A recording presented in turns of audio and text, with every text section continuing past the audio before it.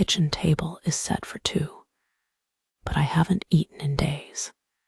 The silence in this house has a weight to it, like a physical pressure.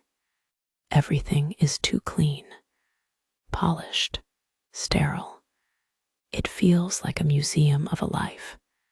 I am a guest in my own home, afraid to move and break the stillness. One plate for me. One for a woman who hasn't lived here in a week. I can't remember setting the table. I can't remember much of anything lately. The house feels like it's waiting for me to notice something. Something is deeply wrong, but the air is too thin to scream. I am alone, yet I feel the constant urge to apologize. It started with the silence, but it won't end there. Clara left last Tuesday. At least, that's what the calendar says. I stayed here. The freelance work doesn't care if my heart is breaking. The Vermont woods are beautiful this time of year. Dead, but beautiful. I find comfort in the isolation. Usually, the nearest neighbor is miles away. Lately, I've been forgetful. Stress does that to a person. I lose hours. I blink, and the sun has shifted across the floor. I tell myself it's the grief, the sudden lack of noise in the morning. I wake up on the sofa, more often than not these days. The house is too big for one person. It echoes my own thoughts back. I keep the lights low to save on power, or maybe to hide. The separation was mutual. That's what we told the few friends we had. Clara was the one who kept the schedule. I was just the passenger. Now the schedule is gone. There is only the hum of the refrigerator. I spent all morning writing about technical specifications I'll never understand. I need to go into town soon. The pantry is getting thin. I avoid the bedroom. It still smells like her perfume, or I think it does. I find myself staring at the woods for hours, waiting for a car that won't come. The wind makes the house groan. It's an old structure under the modern facade. I haven't checked the mail in 3 days. I don't want the bills. I am fine. I keep telling the walls that I am perfectly fine. It's just a house, just wood, glass, and a lot of empty space. The air feels heavier tonight, like the barometric pressure is dropping fast. I should sleep. Maybe tomorrow the fog in my head will clear. I walked into the bedroom to strip the sheets. I finally felt ready, but the bed was already made. The hospital corners were perfect. Neither Clara nor I ever made the bed that way. It was too precise. I stood there for a long time, trying to remember if I did it. Maybe I did it in a trance. Or maybe I'm finally losing my mind. I went to the door to get my keys. I needed to drive. Anywhere. They were on the hook. The little decorative hook Clara bought. But I distinctly remember leaving them in the ignition of my truck. I remember the cold metal. I remember the click of the door as I left it. I went outside to check. The truck was locked. The ignition was empty. The keys didn't walk themselves back into the house. I checked every window, every lock. All of them were secure from the inside.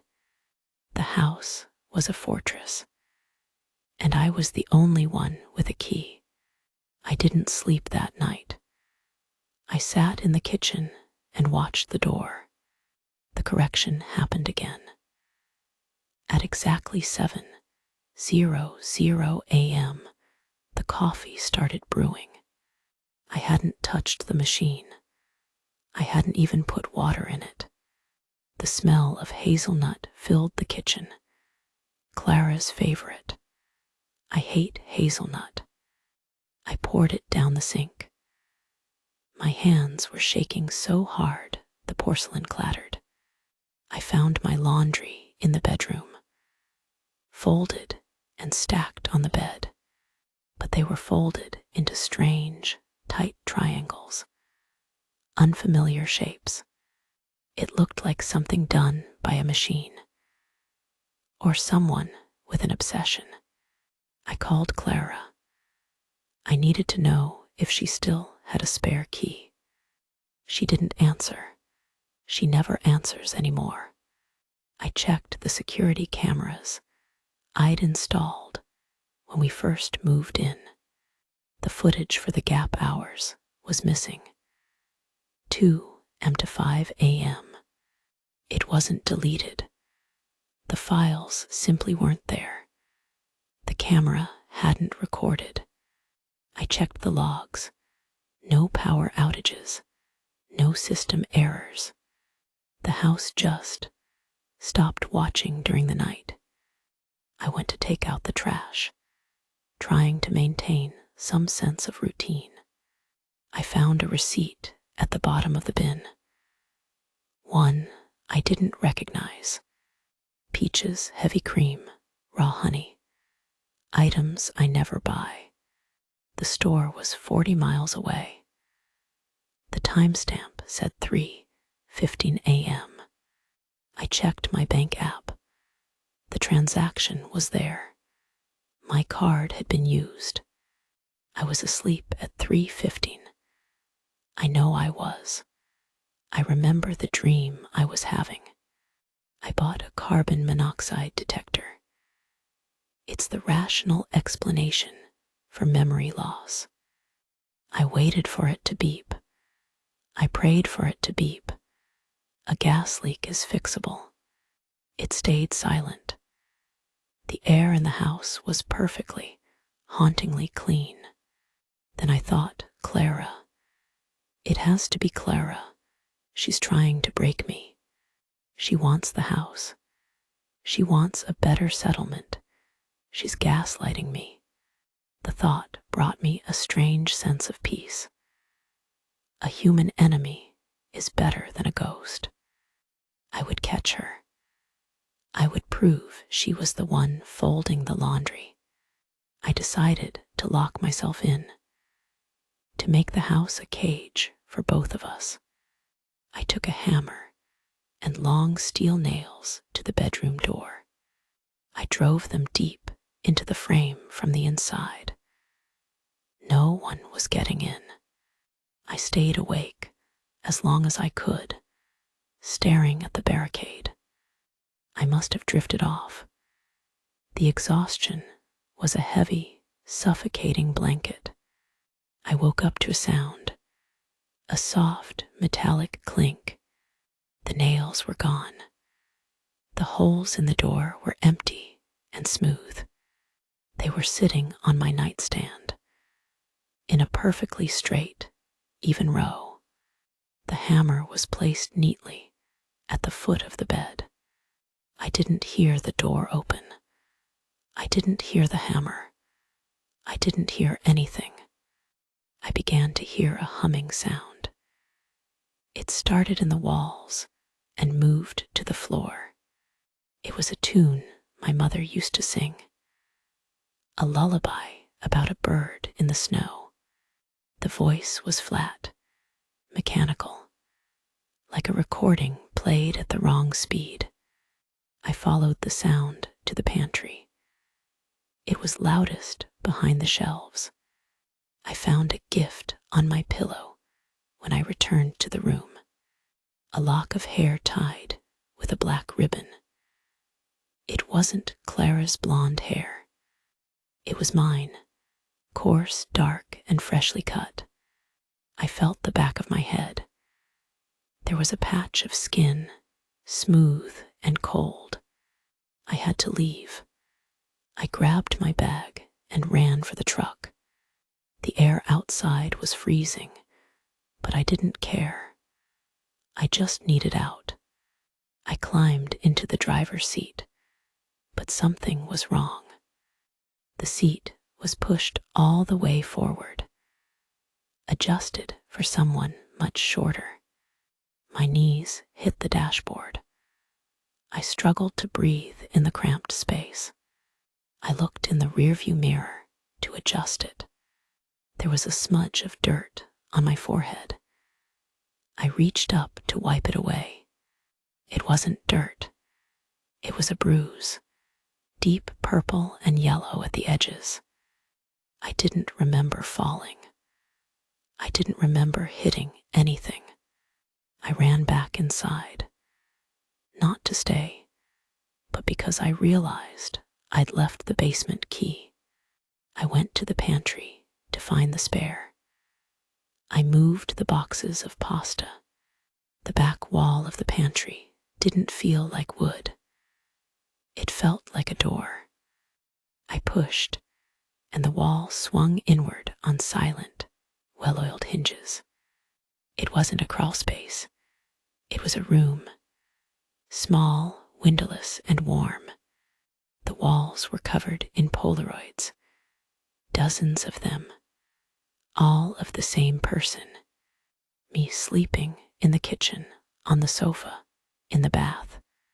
The most recent photo was taken only an hour ago. It showed me making the bed. My eyes were rolled back, showing only white. My mouth was open in a silent, jagged line. I looked like a stranger. In the corner of the room was a small stove. On it sat a pot of cream and honey. The smell was sickeningly sweet. It smelled like the receipt. There was no Clara. There was no intruder. There was only the house and me. I checked my phone. I looked at the call logs, truly looked at them. The last time I spoke to a real person was 6 months ago. The separation wasn't a week ago. It was a fantasy I built to explain the silence. I don't remember buying this house. I don't remember moving to Vermont. I looked at the hair ribbon. I looked at the bruise. I did all of it. The person who takes care of me is the person I become when I sleep. He folds the clothes. He makes the bed. He buys the peaches. He is much more efficient than I am. He is much more clean. I heard a sound from the kitchen, a familiar, rhythmic hissing. The coffee pot was starting. 7:00 a.m. on the dot. I walked toward the kitchen. I wanted to meet him. I wanted to ask him why he keeps me here, why he won't let me leave. But as I reached the counter, I felt the heaviness again. The fog. My eyes felt heavy. My thoughts began to tuck themselves into neat triangles. I am going to sleep now. I think I'll make the bed when I wake up. The house is quiet again, just the way we like it.